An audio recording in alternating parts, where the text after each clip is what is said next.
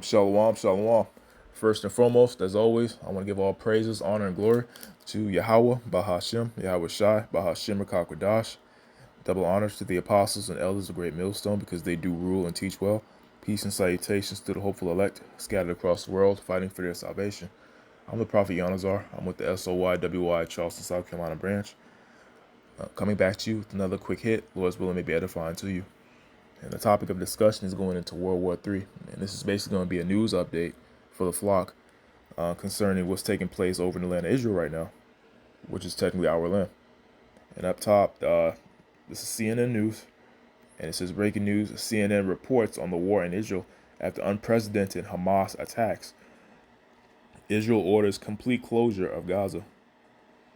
Israeli forces say its helicopters are currently striking in Lebanese territory. Hamas, a U.S. ascending carrier strike group, is aggression against Palestinian people. Going to the attack, the videos show new details on how Hamas launched assault. U.S. National Security Council, non-U.S. citizens dead in Israel conflict. A report went to the scene of festival slaughter. Here's what she saw. Israeli Defense Minister, we are fighting barbarians and will respond accordingly. And in the picture, you see the deadly clashes. And these are just basically going into the live update. Several people injured from rocket barrage in Jerusalem, volunteer medical group says. Loud booms can be heard almost constantly in Tel Aviv. Israel claims dozens of planes attacked 130 Hamas targets in the last 3 hours. So this is just a brief update on what's taking place in the land of Israel right now, which is our homeland. And I'm going to get a precept real quick in the book of Jeremiah, going into the destruction of Babylon and the resurrection of Israel. The first and foremost of people, which is us.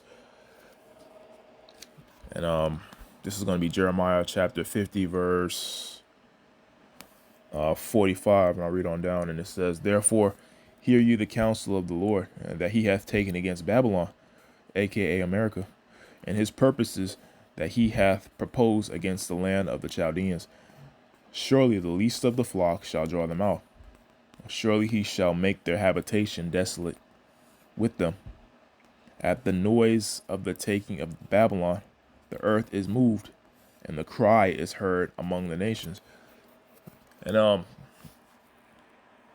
word has it that United States warships are now headed over there to the Middle East territory. And that's what the scriptures mean when it says the least of the flock shall draw them out, because the United States of America and Israel are allies. So, all hell's pretty much broken loose, for Israel.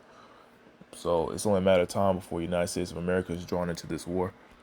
Because technically World War III has already started. It just hasn't gotten to the point yet to where it's, bombs going off all over the world, helicopters everywhere, and, etc. But once again, like I always say in my lessons, all hell's about to break loose here in America.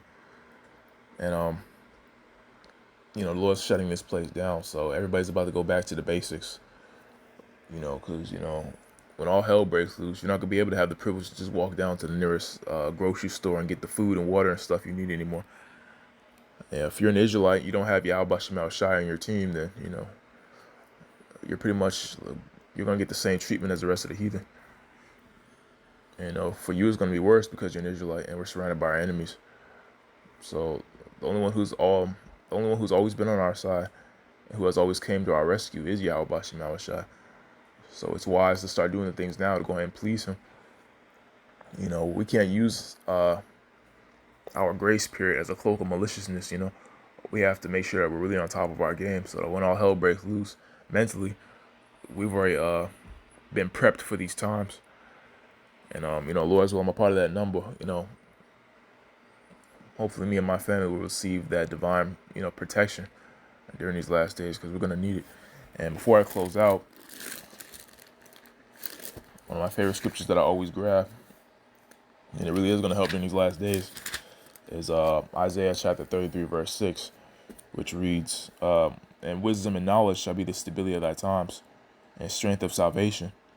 The fear of the Lord is his treasure." Right. We're not going to be bugging out like everyone else is because we know why these things are happening, and we know what we got to do not to get caught up in it.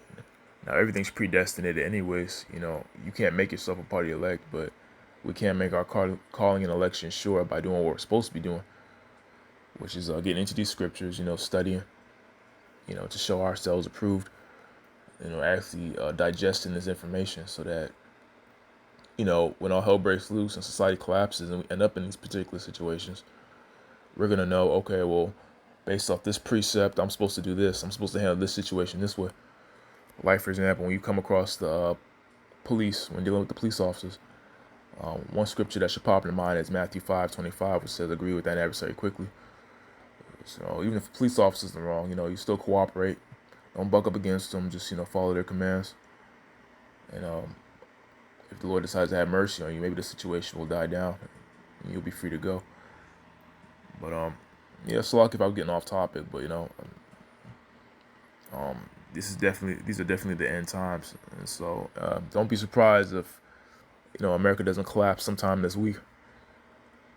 And based on some reports, people have said that supposedly sometime today that the banks are supposed to shut down. But we'll wait and see what happens. But yeah, that was pretty much the lesson. Lord's will is edifying. I do plan on coming back with another lesson a little later on, Lord's will.